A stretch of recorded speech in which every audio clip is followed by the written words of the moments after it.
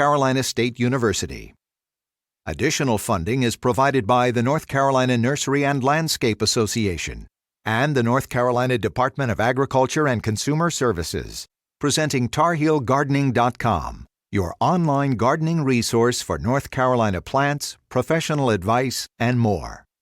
And by Appalachian Naturescapes, custom landscape designs specializing in Blue Ridge native landscape themes. From intimate gardens to elaborate outdoor living spaces. AppalachianNaturescapes.com. Coming up, changes, choices, and children. Exciting collaborations underway at the J.C. Raulston Arboretum. Next.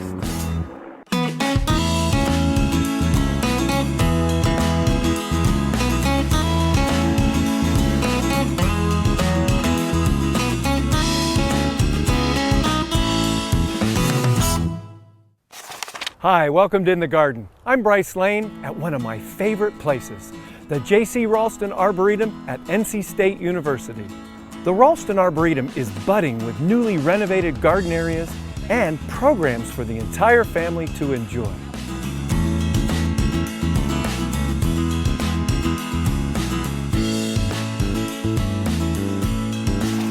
It's been 2 years since we featured the J.C. Raulston Arboretum at NC State University on our show, and a lot of things have changed.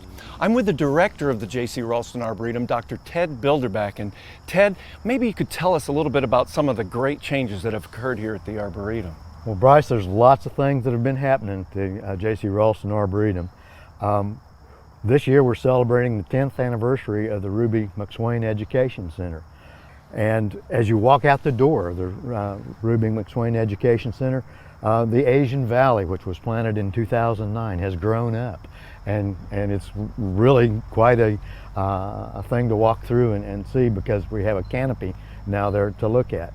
And as you go up that hill, you come into the back of the Japanese garden, which just sparkles on a nice clear morning like what we have this morning. Absolutely. And we have the stone walkways and the apron going into the new lath house. The new lath house has been our project for over the last year. Well, I know you've been working hard on that lath house to get it done, and it really looks fantastic. Maybe tell us a little bit about how that came about, because I know that's really a good story. Well, we've had some very kind and generous donors. Some of our graduates from alums from years ago, Mitzi Hole and Mike Stallings, basically gave the Arboretum a gift to provide the funding for that lath house to be built. Wow. And Frank Harmon, who's a famous architect in this area, did the design for the lath house, and it's just beautiful. Paige Moody, Arbor Enterprises from Chatham County, Pittsboro. Her guys did the installation of the short walls and the walkways in there, and it's a beautiful job. And so we've got a couple things to finish up. We're getting a stone apron in the front of that lath house now.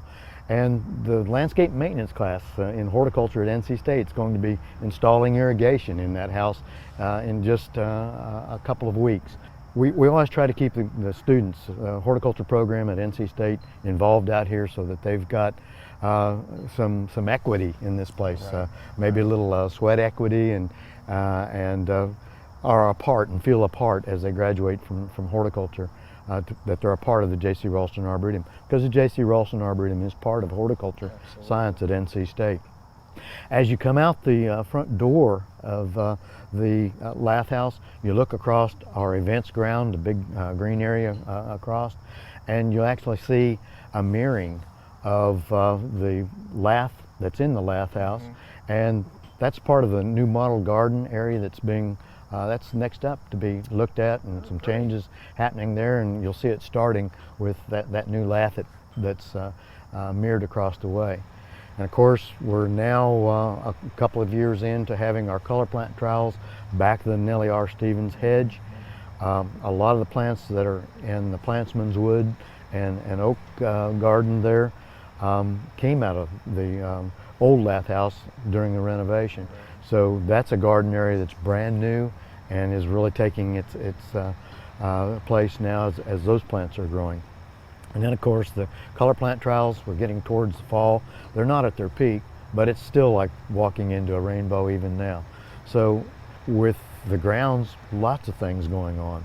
It's fantastic. It sounds like you've been very busy keeping an eye on all these projects, and of course it's never a bad time to come to the Arboretum, right?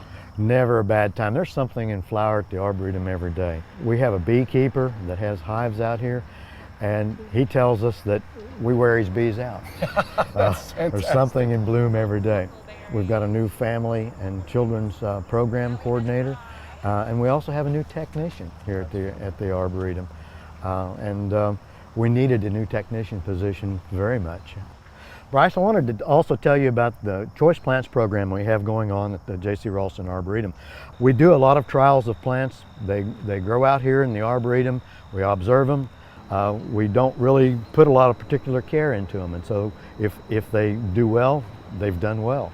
And so they're tested plants, and there's actually going to be a new program now called the Choice Plants, where these plants are going to be grown by the nursery industry, and you're going to see them in garden centers in the near future. And so it'll start in the Raleigh area and then across the state over the next year or two. Tried and true tested plants. So they really need to look, when they go to the garden centers, they need to look for plants that have that kind label. of a label on it where it says Choice Plants. And on the back there's a care package on it that says these are the where it ought to be in the landscape in terms of light and what kind of moisture conditions they need.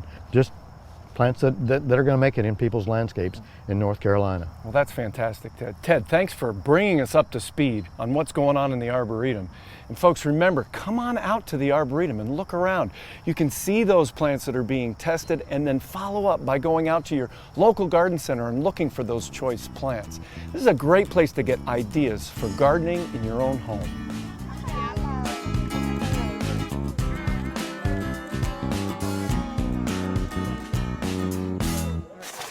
Helping children develop an appreciation and a love for plants and gardening is a big priority out here at the J.C. Raulston Arboretum. So much so that they now have a new staff member, Elizabeth Overcash, who is the Children's Program Coordinator. And Elizabeth is also a graduate of our program in horticultural science at NC State, so it's always great to see her. Tell us about this children's programming here out at the Arboretum. What kinds of things do you do? Well, recently we've been doing a garden story time. It's for our preschool age children, the 3 to 5 age range, just to get them out here and to enjoy being outside. We tell stories, we have movement exercises, we sing songs, and at the end we do crafts with them that then they can take home and show the rest of their family and talk about their experience in the garden with their friends and with their family later on, so they can take that home and keep it going. Now, do you take them out into the garden and you just find a place? I know we're sitting here on a blanket out in the middle of one area of the garden. Is that just what you do? Just like this, we all gather together. I've got my bag, I put on my hat, we grab out the blanket, and then we just take a trek out into the garden. Sometimes we'll meet in the boxwood garden, sometimes we go to the white garden on the rooftop. I mean, any great grassy area, because then they can get up and move around and roam around while we're telling the story or doing our exercises and playing. And it's just a real relaxed and fun atmosphere for them to enjoy being outside. So you read them a book. Read them a book. Gardening oriented, probably. Of course, yes. of course, you have to. Right, and then crafts afterwards. So what kinds of things do they do? What do you have Well, them here's do? one of our most recent books that we did was how to hide a butterfly. And so we talked about how different insects camouflage themselves in the garden. And so at the end, we made a butterfly. Can you find the butterfly? Well, I think I can. But, but they colored great. the inside all colorful like a butterfly would be, but then when it closed, they would walk around to their grandparents or to their mom or dad that were there. Can you find my butterfly? And it would show how a butterfly can try to camouflage themselves in the garden. So really something, a take home, Yeah, where they can bring it home and it reminds them to come back again. Definitely. Yeah. Any other crafts that you do? Well, we've done also another one we did for story time was our flower garden. They made a flower box garden, and this went with the Flower Garden by Eve Bunting, which was a really neat book that they did, and they got to take that home and give a flower box to their family, so it was neat. So I understand you've got some new efforts to reach school children. I do. I've got some ideas about having different topics on a yearly basis during the school year for homeschool groups, so that they could contact us and set up a program with us on certain topics each year and have different topics each school year, so that way we can rotate different themes through. And we also have some yearly programs that we do, like a spring egg scavenger hunt around the Arboretum. And each year we're also going to be participating in the Take a Child Outside Week and have different events associated with that, just to to bring awareness to getting kids outside more and, you know, learning outside. Now, I understand there's really not a children's garden yet here at the Arboretum, but the Arboretum in and of itself is a place where they come to see you. And Definitely. We've got some programs. We're trying to generate interest and get them. A lot of families don't even know that the Arboretum exists out here. So a lot of it is just getting them familiar with the Arboretum and having programs to get them to have a little bit of a nugget of education while they're out here. And, you know, hopefully you never know where the plans will go. So. Well, that's good. And also, I think one of the greatest benefits too is the parents learn a little bit more about plants and gardening as well, and so they can help carry that on at home. Definitely. You know, we had a couple of different programs where the parents would walk away and say, I didn't know that. And I think that's great because they're learning right along with their kids, and it's something they can talk about and keep on sharing that experience and that knowledge with each other and grow with each other, which is golden to me. You know, it's perfect. And being a grandfather of 5 grandkids, I am so excited that you're here at the Arboretum and that there are programs developing for children. Definitely. Thanks so much for sharing with us. Thank you. Okay, now the name of this plant is Salvia. Can you say Salvia? Salvia leucantha. Well, you don't have to wait for a children's program to enjoy the Arboretum and teach your kids about nature and about plants. I brought my grandkids out, and here's Paige, and this is Lane, and here comes Ellis, and where's Tate? There's Tate, and they're all out here, and we're out here enjoying the garden. Now, folks, you don't need to know a lot about plants to help them learn about plants. Take leaves. Just pick leaves, have them go and look for leaves of different colors, different sizes, and different textures. Guys, did you notice that banana has huge leaves? Isn't that fun? And it was a great place to let them go and hide. So now, I think it's time for us to go take a look at all the flowers. Okay? All right. Oh, these flowers smell good. What color is that flower? Is it purple? Yeah? Okay, you guys, now look at these yellow flowers. Aren't they small and pretty? Now what I want you to do is go around the Arboretum and look for flowers that are pink and flowers that are blue, okay? So you go on now, go ahead, see if you can find some pink and blue flowers. Well now folks, the flowers are great here at the Arboretum. You can really help your kids learn about colors by having them look for different color flowers. They can learn all about insects because they can see the pollinators on the flowers, and they can learn that the bees are more interested in the flowers than they are in them. And they can look at the insects, they can see different size flowers, and of course there's always fragrance. They can smell the flowers. You could spend an hour out here with your young children just having them learn about the different kinds of flowers, colors, etc. Well, what else? You might even try using the scientific names or even the common names of plants with your 3 to 5-year-olds. It really helps with their language skills. And even though you might not know the plant, you can look at the tag, call it a petunia, and have them repeat after you. There are all kinds of things you can do. Not only that, but the Arboretum's got wide open spaces, and you can bring your kids here and you can wear them out just by having them run from one side of the Arboretum to the other. They can expend all that energy. But I also like those bananas because there are lots of nooks and crannies where kids can hide, and you can have them come out, play hide and seek, that type of thing. What's so great about an Arboretum like this and about learning about nature is there's not a whole lot of things you can break. Now granted, you shouldn't be yanking on the plants or pulling plants off. So just remember, there's plenty of things to see in a botanical garden or Arboretum. Bring your kids out and let them just learn by discovery. It's a great way for them to learn about nature, but also fall in love with the great plant kingdom.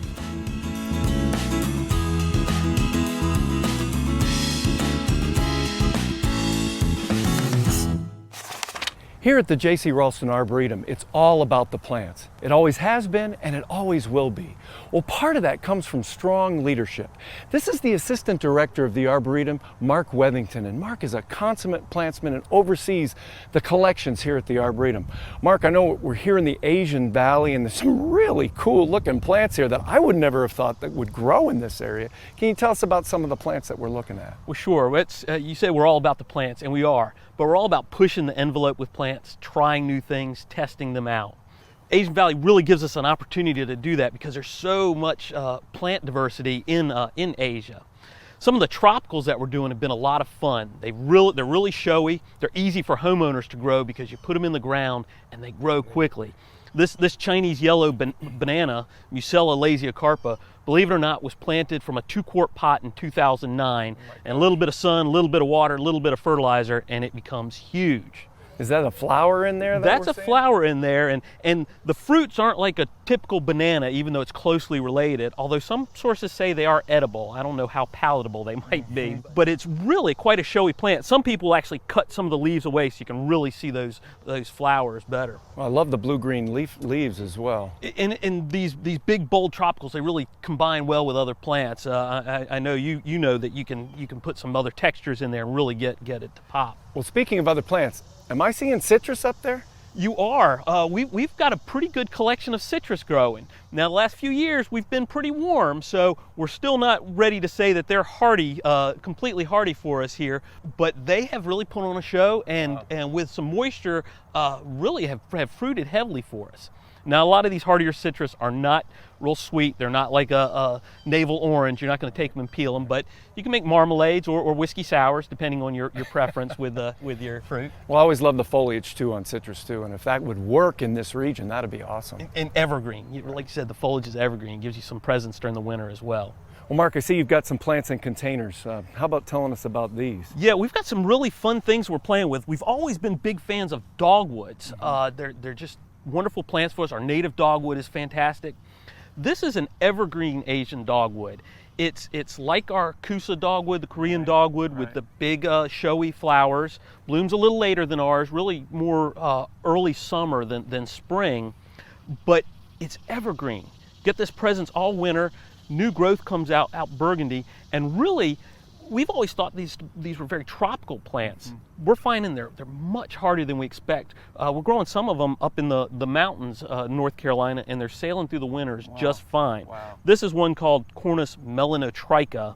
They're all very closely related and difficult to separate, but really a fantastic plant and a good grower for us in this area. How big are you thinking this might be? This should grow to about 35 feet, a little bit taller than our native dogwood, but keeps that kind of that same shape as the Korean dogwoods, and just like I said, performs fantastic. Has the large fruit like a Kusa dogwood. Keep an eye on that one. Yeah. Now this, oh my goodness, that's fantastic. This is, we talk about new plants. This is new. This has not even been released to the industry yet, but it's coming out very soon. It's part of our Choice Plants program where we work with North Carolina nurserymen. It's called Abelia frosty.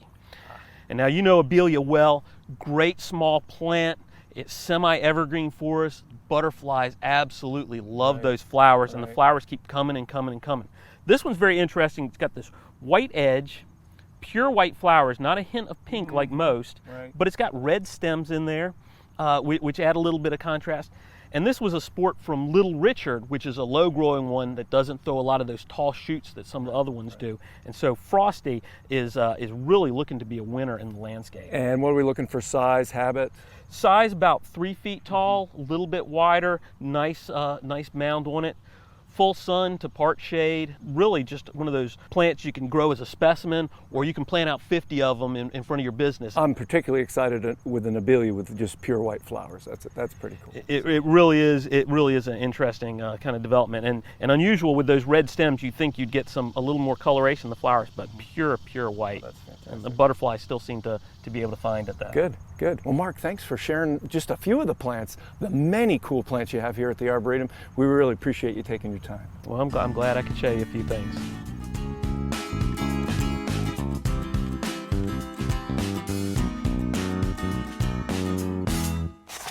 When you visit the Raulston Arboretum in the fall, be sure to check out the perennial border. It's full of plants that are in flower this time of year. Now, the perennial border is over 300 feet long and over 20 feet wide, and it's just packed jam with all kinds of plants that come back every season. Now, if you look this time of year, you can see the group called the asters. Now, the asters are a wonderful fall flowering native group of plants. This aster is called Aster tartaricum, and Aster tartaricum actually comes from Siberia, so you know it's a tough plant. Grows about 4 to 6 feet tall and does have a tendency to flop. Put it in full sun and then provide support. You can see here at the Arboretum, they've actually got it growing up against the Nellie Stevens hedge. Pretty clever in that regard. Put it in the back of the border and let other plants hold it up. Now take a look at this salvia. The salvias are a great group of plants, and this salvia is Salvia microphylla San Carlos festival. Now here's a salvia that was discovered in the late 1990s up in the mountains of Mexico at about 3,800 feet in the village of San Carlos, so you can see where it got its name. Drought tolerant, full sun, and its claim to fame is that it blooms in the fall, basically in October, covered with flowers that are this beautiful fuchsia color, attracting butterflies and bees. So it's a great plant to incorporate down in front because it's so low growing.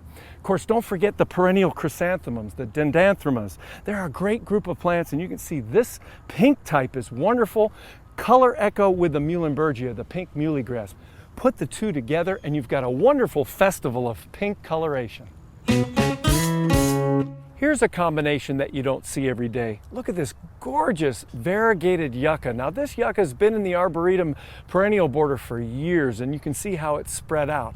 So you have that kind of architecture with the leaves, very rigid and very straight, and then a plant from the Himalayas. This is called mountain fleece flower, Persicaria amplexicalis firetail is the cultivar. The deep, rich pink flowers that rise above these very spinachy-like leaves. This is an herbaceous perennial that'll grow about 2.5 to 3 feet tall and come the end of the summer into the fall, even up to early to mid-November before we get our first killing frost. These beautiful fleece-like flowers that come out up above the foliage. Just another example of some great combinations that you can find when you come to the Raulston Arboretum and check out this great perennial border.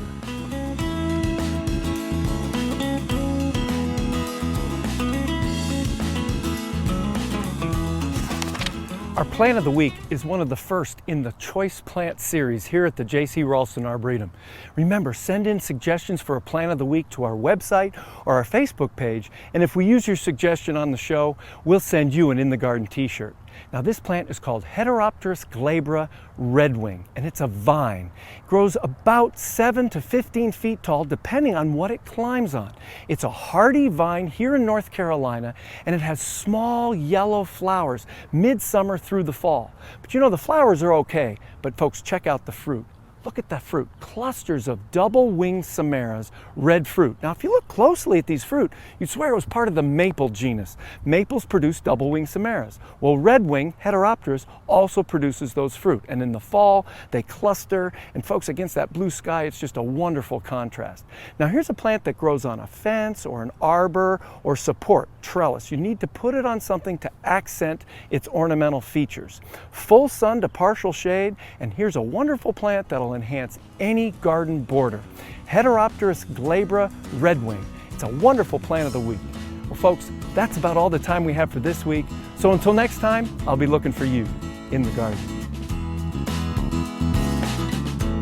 To register for In the Garden, the course, call NC State's Distance Education Program at 1-866-GO-STATE. That's 1-866-467-8283. Or log on to distance.ncsu.edu. For more information about the program or to suggest a plant of the week, go to unctv.org/inthegarden.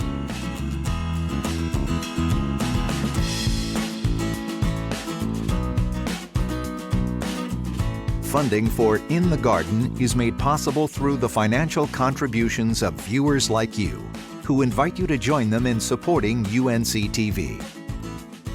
And by North Carolina State University.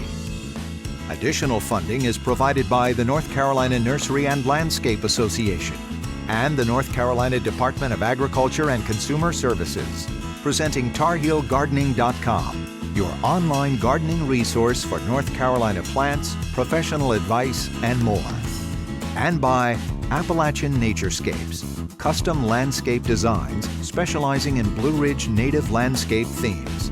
From intimate gardens to elaborate outdoor living spaces. AppalachianNaturescapes.com.